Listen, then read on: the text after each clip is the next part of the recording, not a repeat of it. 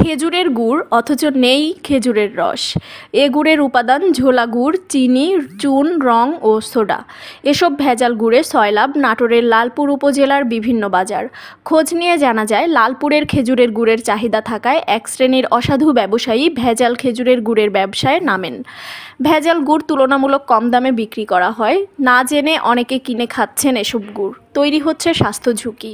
জেলা ভোক্তা অধিকার সংরক্ষণ অধিদপ্তর প্রায় সময় অভিযান চালালেও থেমে নেই ভেজাল গুড় তৈরি। এসব ভেজাল গুড় খাওয়ার কারণে মানবদেহে বিভিন্ন জটিলতা দেখা দিতে পারে। এসব ভেজাল গুড় খাওয়ার ফলে গ্যাস্ট্রিক ও আলসার হতে পারে। এছাড়া লিভার ও কিডনির সমস্যা হতে পারে। মাত্রাতিরিক্ত ভেজাল গুড় খাওয়ার ফলে মৃত্যুও হতে পারে। শনিবার সকালে সরেজমিনে গিয়ে দেখা গেছে, লালপুর উপজেলার ওয়ালিয়া ইউনিয়নের সেন্টারপাড়া গ্রামের বাড়িতে সাদ্দাম হোসেন ভারত থেকে আমদানিকৃত এলসি গুড়ের সাথে চিনি ও চুন মিশিয়ে চুলায় জাল দিচ্ছেন। বাড়ির সদস্যরা তাকে সহযোগিতা করছিলেন। এভাবেই অস্বাস্থ্যকর পরিবেশে এগুলো তৈরি করছেন।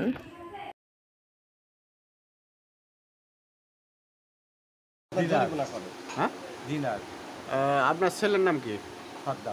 ও, কে কে এই ব্যবসাটা কিভাবে করেন আপনি? এটা আসে ভারত থেকে, মানে গোখাদ্য আসে, আসে কি আসে আমরা জানিবার মধ্যে আছে কিছু গুড়, কিছু চিনি দিয়ে জাল করা আছে, এই জানি আর 20% গুড় দিয়ে জাল করে 3 কুড়ি দিছে। ওইটা তো আইনি বিক্রি করতে বাজার।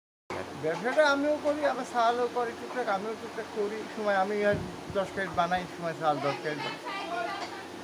আপনি কি জানেন যে এটা এই কাজটা অন্যায় কাজ? এভাবে গুড় বানানো অন্যায়, অপরাধ? এরা অন্যায় অপরাধ কয়, মেলাবার আসি আমার নিষেধ করে যায়। এটা কেন করে? কারা নিষেধ করে? সব মেলা ধরনের লোক, পুলিশেরাও করে, ওই তার উপরে লোক আসি করে গেছে। তারপরে আবার ধরেন এই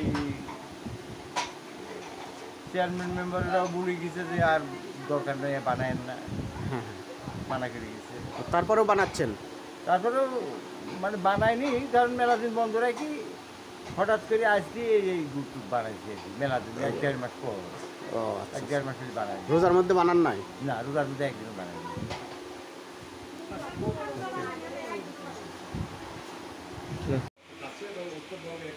খেজুরের যে গুড়গুলো সেই এবং বাংলাদেশ সহ বিশ্বের বিভিন্ন দেশ অর্থের লোক থেকেই কিন্তু এই সকল কাজ